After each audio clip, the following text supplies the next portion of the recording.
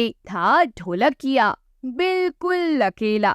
खुशी के मौकों त्योहारों पर ढोलक बजाता और इस तरह कमाए गए धन से अपनी रोजी रोटी चलाता था।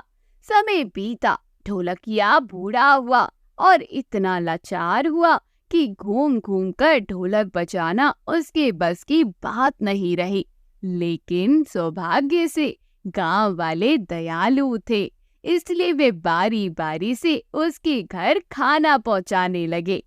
गांव में एक युवक था, होशितो। वह ढोलक बजाना सीखना चाहता था। इसी गरज से वह बूढ़े ढोलकिये के पास बिना नागा प्रतिदिन आता था। बूढ़ा ढोलकिया होशितो की विनम्रता और लगन से बड़ा प्रभावित हुआ, इसलिए जितना हो सका उसने ढोलक बजाने की सारी कला उसे सिखा दी। एक दिन होशितो जब बूढ़े ढोलकिये के घर पहुंचा तो बूढ़े ढोलकिये ने उसे पास बुलाकर धीरे से कहा, सुनो होशितो, कल रात में मैंने एक सपना देखा कि मेरी ढोलक मुझसे कह रही थी कि वह मुझसे बहुत खुश है, क्योंकि मैंने उसे पूरे जीवन अपनी संतान की तरह प्यार किया है। इसलिए वे मुझे वरदान देती है कि अगर मैं किसी की तरफ देखकर ढोलक बजाते हुए नीचे नीचे कहूँगा तो उसकी नाक छोटी हो जाएगी, और अगर ऊपर ऊपर कहूँगा तो उसकी नाक लंबी हो जाएगी।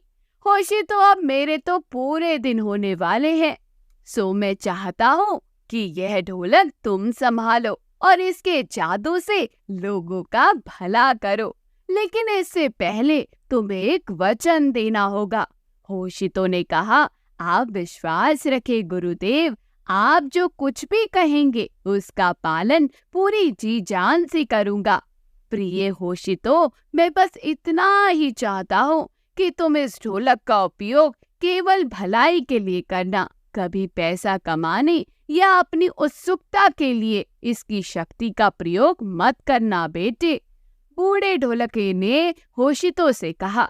होशितो ने कसम खाई कि वह अपने गुरु की कही बातों का सच्चे मन से पालन करेगा।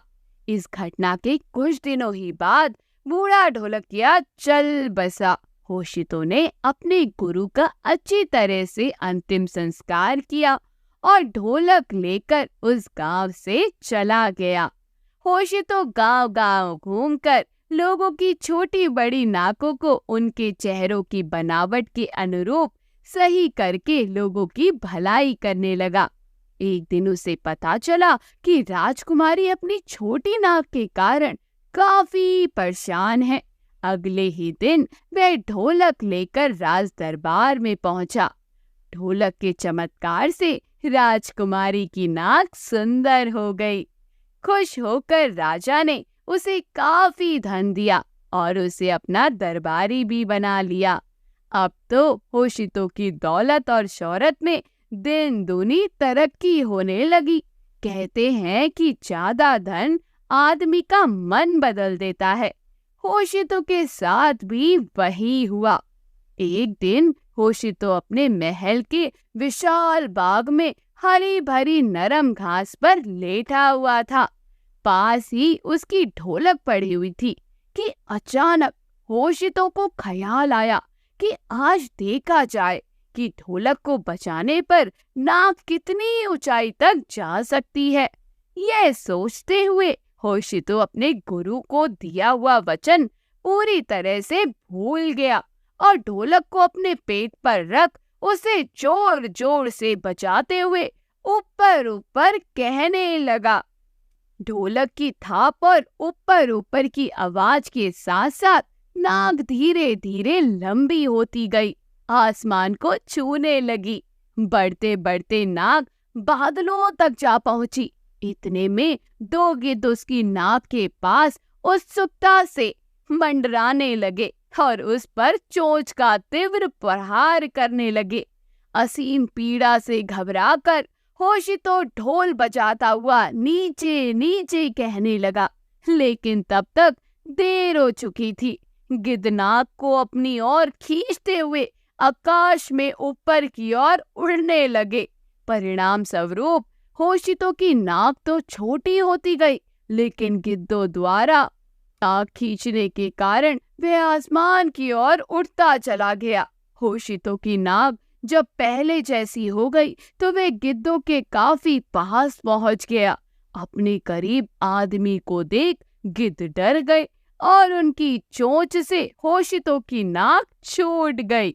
उसके साथ होशितो भी काफी ऊंचाई से एक झील में गिरकर मर गया। लेकिन जापान वालों का मानना है कि होशितो मरा नहीं, बल्कि एक लंबी नाक वाली मछली बन गया, जो आज भी दुनिया में केवल उसी झील में पाई जाती है। सच है, किसी को वचन देकर उसे तोड़ने की सजा तो यही हो सकती है ना।